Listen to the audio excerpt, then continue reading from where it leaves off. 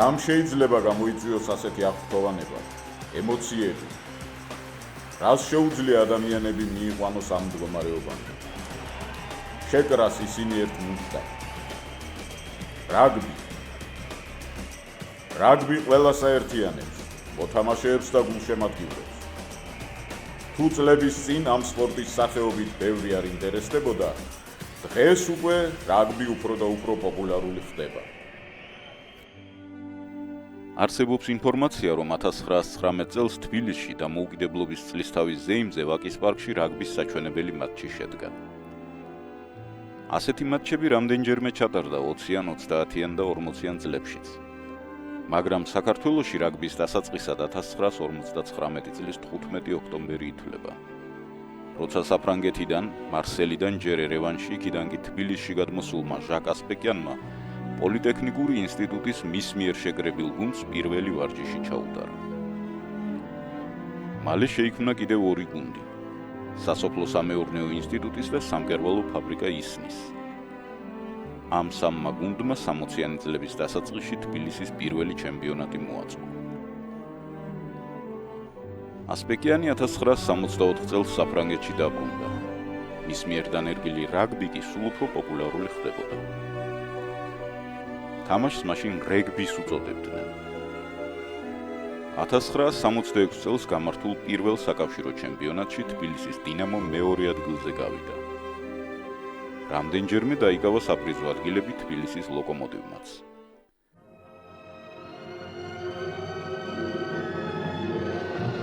ქართული რაგბის ოქროს ხანად წოდებული პერიოდი ქუთაისთანაა დაკავშირებული.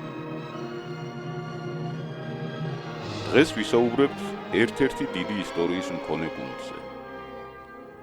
ქუთაისის აია.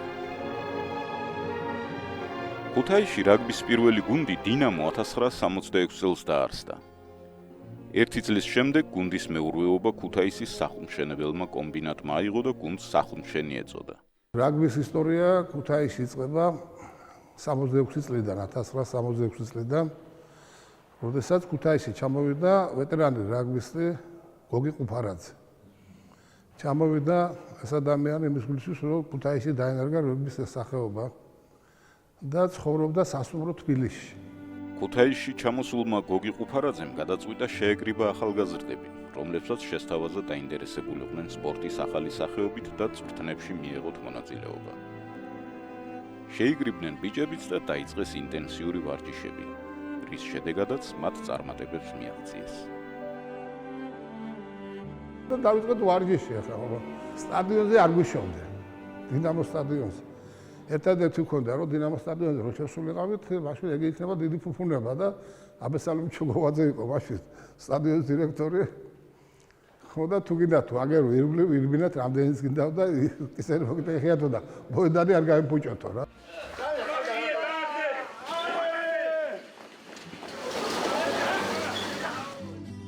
ქუთაისი ქალაქია ინდუსტრიის შენებელი.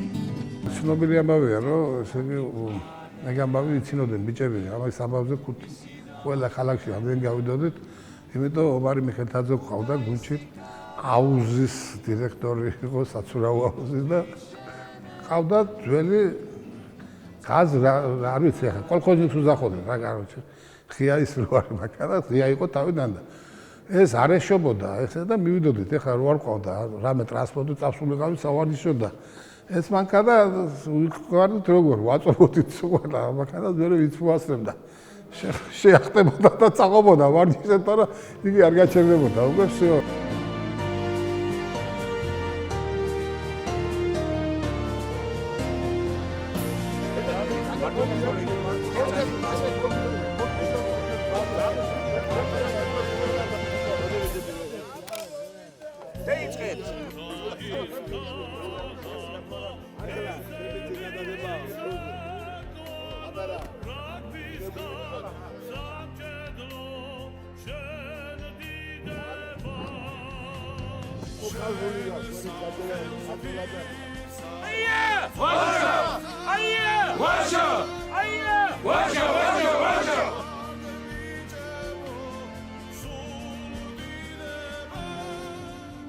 80-იან წლებში ქუთაისის სახლჩენმა, რომელსაც მოგვიანებით ქალაქის ისტორიული სახელი აია ეწოდა, თავისი სრული ჰეგემონია დაამყარა საბჭოთა რაგბიში.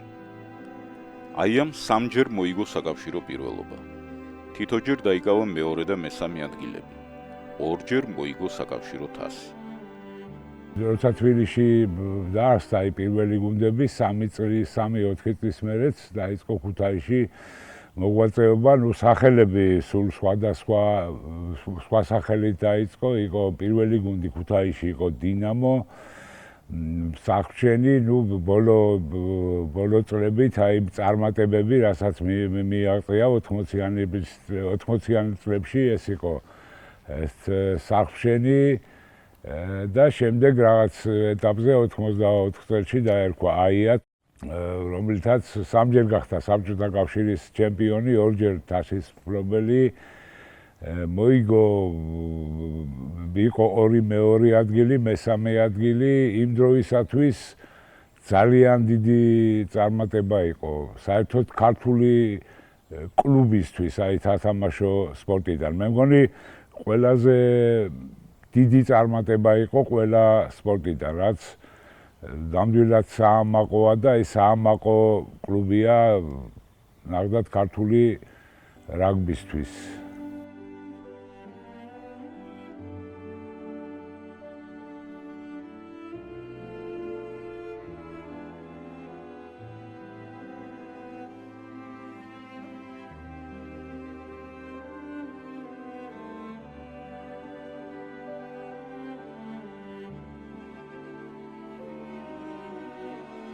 ჩვენ ქუთაისში გადმოვედით 1980 წელს ოლეგი ლიპარტელიანი, ავთო გიორგაძე, ალიკა გრივალავა, მიშა ხარშილაძე და თქვენი მონამორჩილი ალექსანდრე ნაჭყებია.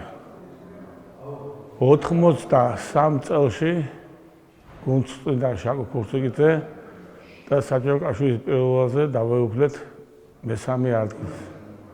84-ში მეორე ადგილს, 85-ში მერვე ადგილს და 86-დან იწყება აღორძინება გუნდის. 87-ში გავხდით ჩემპიონი და თასის მფლობელი, 88-ში ჩემპიონი გავხდით, 90-ში გავხდით 99-ში გავხდით ჩემპიონი და 90-ში თასი ავიღეთ.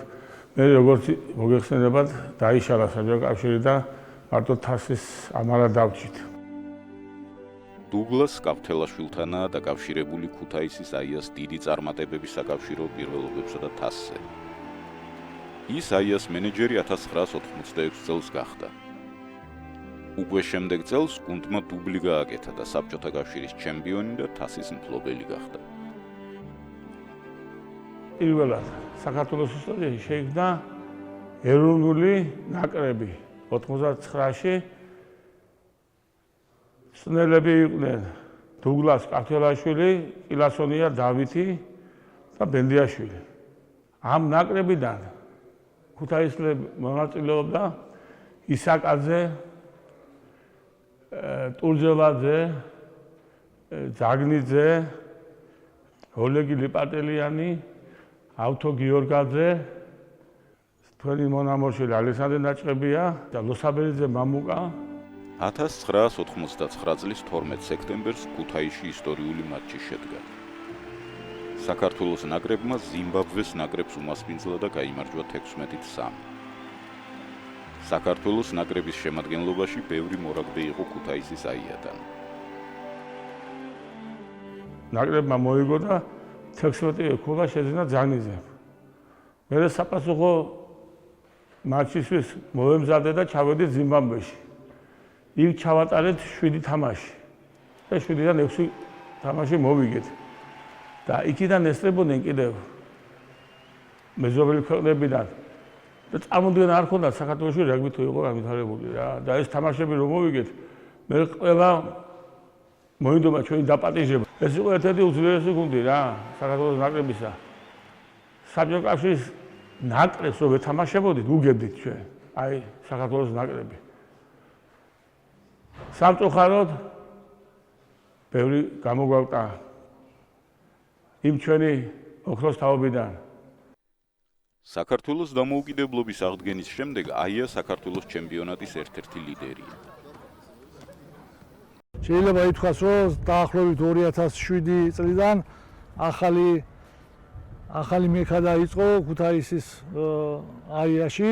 მოვიდა ადამიანი პრეზიდენტი გიორგი გორგასლიძე, რომელიც სათავეში ჩაუდგა ქუთაისის აიას. ჩამოვედი მე საფრანგეთიდან და დაუბრუნდი კლუბს და დავიწყეთ ახალი კლუბის მშენებლობა.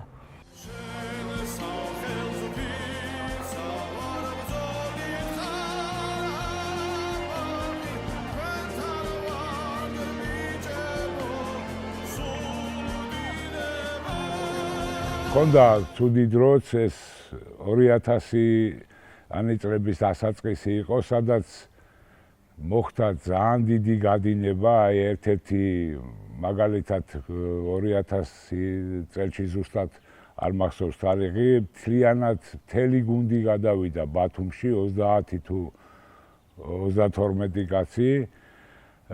რა თქმა უნდა, ამან რაღაც ცვლილებები, კატაკლიზმები გამოიწვია გუნდში, იყო ძალიან ცუდი დრო. როცა მოუხდა გუნდს უმაღლესი ლიგის დატოვება და თამაშობდა პირველ ლიგაში, მე და ჩემი გუნდი აიაში მივედით 2008 წელში. აი როცა გუნდი გადმოვიდა, უმაღლესი ლიგა იყო, მაშინ არ იყო დიდიათი. მის შემდეგ თითქმის ყველა ჩემპიონატში მონაწილეობს, სულ არის ყველასთვის ანგარიშ გასაწევი გუნდი. იყო ბევრი რამე, რაც ძნელად გასაკეთებელი იყო, მაგრამ მაინც რაღაცეები გამოგვივიდა, ვითამაშეთ 3 ფინალი, აქედან 1 მოვიგეთ, იყო 2-3 საპრიზო ადგილი. გუნდი საშინაო თამაშებს აია არენას სტადიონზე ატარებს. ის საქველმოქმედო ფონდ ქართუს დაფინანსებით აშენდა. 2015 წლის 1 სექტემბერს გაიხსნა და საქართველოს მასშტაბით ყველაზე დიდი სარაგბო ბაზაა. ის 9 ჰექტარ ფართობს მოიცავს. აქ 4 მოედანია, 3 სათამაშო და 1 სავარჯიშო. კომპლექსს აქვს საკონფერენციო, სატრენაჟორო და მოსასვენებელი ოთახები. VIP, პრესის და მატჩის კომისრის ლოჟები. რაც შეეხება ინფრასტრუქტურას, ქართულ ფონდის დაფინანსებით აშენდა ბაზა, სადაც არის 3 სათამაშო და 1 სავარჯიშო მოედანი, გვაქვს VIP ოთახები, მოსასვენებელი ოთახები, რაც საშუალებას გვაძლევს, რომ გუნდი მთელი დღის განმავლობაში დარჩეს, იმუშაოს ადგილზე და პროფესიონალური განვითარება უფრო მეტი მქონდეს. თუმცაც აქვს იმის საშუალება, რომ დიდი მიზნებისთვის იბრძოლოს. რაც შეეხება აიას, წელს მოხდა გადინება, შეიქმნა შამილოვნი, ვიცით, სადაც დიდწილად მოთამაშეების აიადან იყო. აქედან გამომდინარე ვცდილობთ, რომ ეს გუნდი კიდევ გაიზარდოს, უფრო დიდი მიზნებისთვის იბრძოლოს. ამ 2 წელიწადში ვეცადეთ, რომ გამოკვეთილიყო ბირთვი იმისა, რომ მშენებარე გუნდი დაფუძნებულიყო და კიდე გამყარებულიყო. მომავალში აიას აქვს იმის რესურსი, შესაძლებლობა, ისტორია, რომ ყოველთვის მაღალი მიზნებისთვის იბრძოლოს. აქედან გამომდინარე, ჩვენც ყველანაირად ვცდილობთ შევივსოთ ლეგიონერები, თუმცა ძირითადი ბირთვი მაინც ამ სკოლის არის, აიას აზნილები არიან. რა ვიცი, ხედავთ ამ ბიჭებს, ყოველთვის მოტივირებული გამოდიან, ყოველთვის იცავენ აიას ღირსებას და აფასებენ იმ შესაძლებლობებს, რაც გვაქვს ამ შემთხვევაში მოცემული აი ამ ბაზაზე. ამ კლუბს აქვს 5 ათწლეული ისტორია, სადაც აღიზარდნენ ისეთი მოთამაშეები, რომლებიც ყოველთვის იყვნენ საქართველოს ეროვნულ ნაკრების წამყვან პოზიციებზე. სხვადასხვა დროს, აი უამრავი ქუთაისელი მორაგბი არის, რომელიც დღესაც თამაშობენ ეროვნულ ნაკრებში, იცავენ ჩვენი ქვეყნის და ამ დიდი ოჯახის ღირსებას.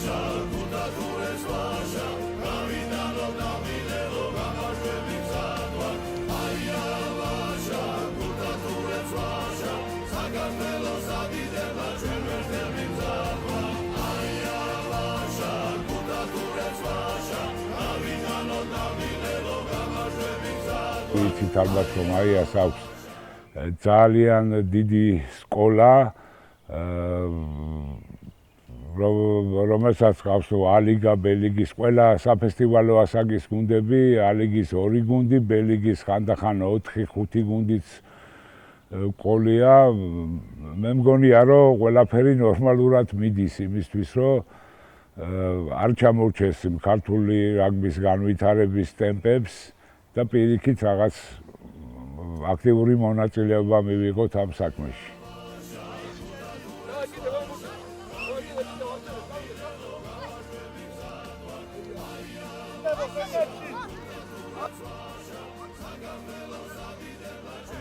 მიუხედავად იმისა, რომ 66 წელში ქუთაისში რაგბი ჩამოყალიბდა და შემდგომ წლებში უკვე დიდ წარმატებებსაც მიაღწია, 90-იანი წლებში არ არსებობდა რაგბის სკოლა. 90-იანი წლების ბოლოს, 99 წელს კერძოდ, ბართლომე ხამაშურიძის და მის გვერდით კიდე ავთანდილი, ჩუბინიძე, დიმიტრი ფულარია ეს კარგი ხალხი შეიკრიბნენ და ამ დიდ საქმეს სკოლის დაფუძნებას ჩაუყარეს საფუძველი, რომელიც საჯარო სკოლის ბაზაზე 27 სკოლის ბაზაზე დაფუძნდა, დირექტორად სოსო დიაკონიძე დაინიშნა, ჩვენი მწვრთნელი იყო ეგეც ადრე ფიზიკური მომზადების სპორტული საკითხში და ასე დაიწყო რაგბის სკოლის, ასე ვთქვათ, ნაბიჯები. ჩვენ სკოლას ყოველთვის ჰქონდა და ყოველთვის ყავდა წარმატებული მორაგბეები, ყოველთვის ამარაგებდა საქართველოს ნაკრებს ყველა ასაკის ეროვნულ ნაკრებში და ვიმედოვნებთ, რომ ამას ყველაფერს გავაგზავნებთ.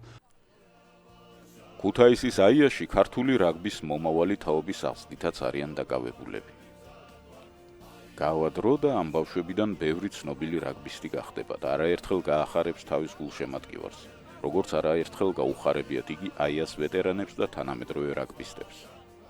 ბავშვთა რაგბი ქუთაისში, როგორც რაგბის დიდი ტრადიციების მატარებელი ქალაქი არის, ბავშვთა რაგბი ძალიან პოპულარული არის. ეხლა უკვე დაახლოებით 450-დან 500 ბავშვამდე ყავს. დაახლოებით იმიტომ ვამბობ, რომ იმდენი ბავშვი მოდის, რომ ბოლომდე აღწერასაც ვერ ავდივართ, ასე რომ ვთქვათ.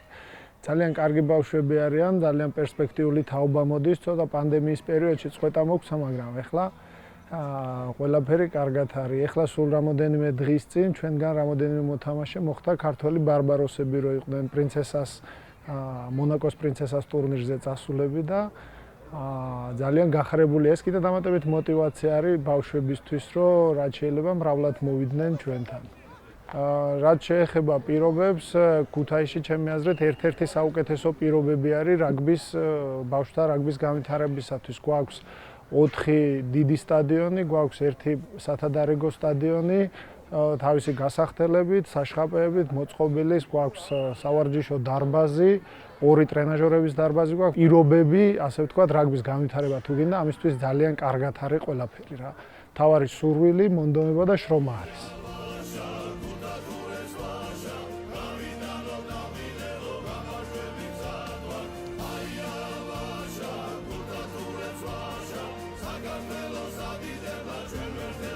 ქუთაისის გოგონათა გუნდი აია ჩამოყალიბეთ 2015 წელს. 2015 წლიდან დავიწყეთ და გვყავდა 22 გოგო გუნდში.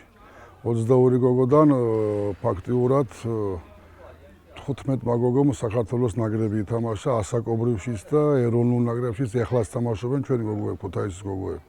რაც შეეხება ტურნირები, საერთაშორისო ტურნირები ქონდა მარტო საქართველოში იყო ეს.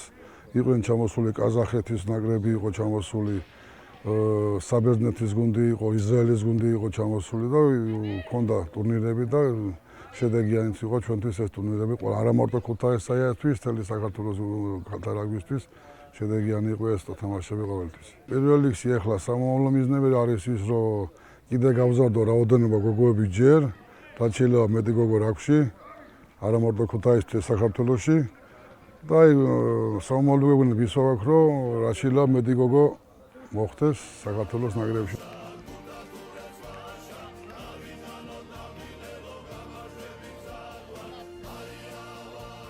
მთელი წელი გავიარეთ, აი ვემზადებოდით.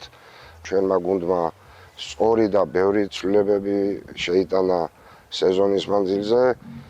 ვიყავით მზად იმისთვის, რომ პლეი-ოფში დაუმარცხებლები ყოფილიყავით, იყო შექმნილი ფონი, აი თუ ნახავდით კიდეც, რომ აი უამრავი კომაგი გვყავდა ჩამოსული, გვერდში გვიდგნენ, რაღაც იყო საოცარი ემოცია, იყო საოცარი ჟინი იმისა, რომ ჩვენ დღეს უნდა გაგვემარჯვა, გავედით მოედანზე, რა ვიცი, ჰქონდა უდიდესი мотиваცია, უდიდესი ფონი იმისა, რომ ეს თამაში უნდა მოგვეგო და დავაგვირგვინეთ ჩვენი გამარჯვებით. გვაქვს გეგმები, გვაქვს პერსპექტივები, სადაც, რა ვიცი, აია ყოველთვის იქნება მოწინავეთა რიგებში, ყოველთვის იქნება მიზანი ფინალის თამაშის, ჩემპიონობის, მომავალშიც გვაქვს დიდი იმედი, რომ ბევრჯერ დავიძახებ და დავიფუხებ აია ვაშას. აია დიდი ტრადიციების გუნდია. ეს ტრადიციები გრძელდება და სამომავლოდ კიდევ უფრო განვითარდება.